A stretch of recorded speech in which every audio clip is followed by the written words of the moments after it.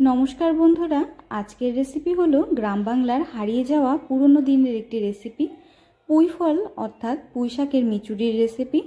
पुई फल बा पुई शाकेर मिचुड़ि अनेकेई आमरा खाई ना बा अनेके आमरा खेते जानी ना, किन्तु खेते किन्तु दुर्दान्त लागे।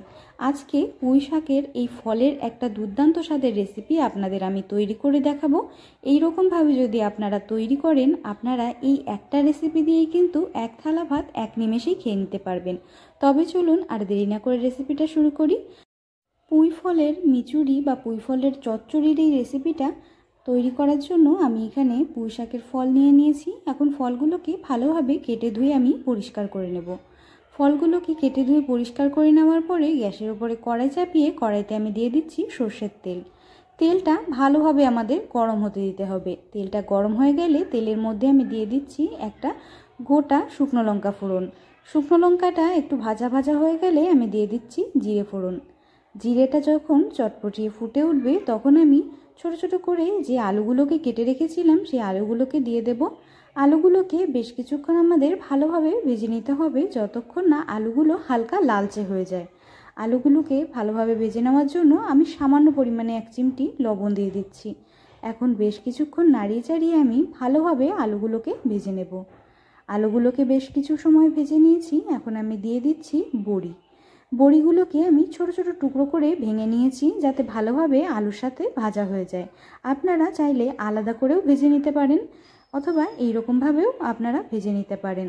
এখন এক কড়াইতে এক সাইড করে আমি দিয়ে দিয়েছি রসুন কুচি। রসুনগুলোকে তেলের মধ্যে বেশ কিছুক্ষণ নেড়েচেড়ে ভালোভাবে ভেজে নেব যতক্ষণ না রসুনের কাঁচা গন্ধটা চলে যায়।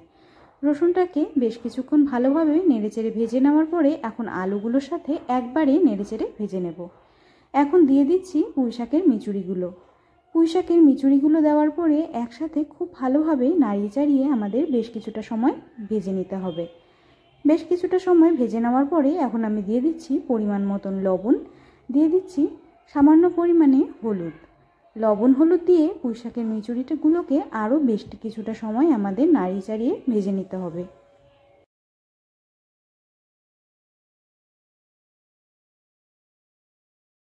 পুঁই শাকের মিচুড়িটাকে আমি বেশ কিছুক্ষণ নেড়ে চেড়ে ভেজে নিয়েছি। এখন দিয়ে দিচ্ছি লঙ্কা বাটা। আপনারা যতটা ঝাল খেতে পছন্দ করেন সেই বুঝে লঙ্কার পরিমাণটা নিজেদের অনুযায়ী বেশি অথবা কম আপনারা দিয়ে নেবেন। লঙ্কা বাটা দেওয়ার পরে বেশ কিছুক্ষণ নেড়ে চেড়ে আমি কষিয়ে নেব। লঙ্কা বাটা দিয়ে বেশ কিছুক্ষণ কষিয়ে নেওয়ার পরে আমি কিছুক্ষণ ঢাকা দিয়ে রান্না করে নিয়েছিলাম। দেখুন বন্ধুরা সামান্য পরিমাণে জল দিয়ে ঢাকা দিয়ে রান্না করে নিয়েছি। এখন কিছুক্ষণ ভালোভাবে নাড়িয়ে চাড়িয়ে কষিয়ে নেওয়ার পরে দিয়ে দেব সামান্য পরিমাণে একটুখানি চিনি। আপনারা যদি চিনি না খেতে চান চিনি আপনারা স্কিপও করতে পারেন, তবে চিনি দিলে স্বাদটা কিন্তু খুবই ভালো আসে। আর দিয়ে দিচ্ছি 1 চামচ পরিমাণে সর্ষে বাটা। এখন ভালোভাবে নাড়িয়ে চাড়িয়ে আমি বেশ কিছুক্ষণ কষিয়ে নেব যতক্ষণ না জলটা ভালোভাবে টেনে যায়। জলটাকে টানিয়ে নেওয়ার জন্য এখন আবার কিছুক্ষণ আমি ঢাকা দিয়ে রান্না করে নেব। বেশ কিছুটা সময় আমি পুঁই শাকের মিচুড়িটাকে ঢাকা দিয়ে রান্না করে নিয়েছি। দেখুন বন্ধুরা কতটা সুন্দর দেখতে লাগছে। আমার আজকের এই রেসিপিটা আপনাদের কেমন লাগলো অবশ্যই কিন্তু আমাকে কমেন্টের মাধ্যমে জানাবেন। বন্ধুরা তৈরি হয়ে গেছে গ্রাম বাংলার পুরনো ঐতিহ্যবাহী একটি রেসিপি পুঁই ফলের মিচুড়ি বা পুঁই শাকের ফলের চচ্চড়ি।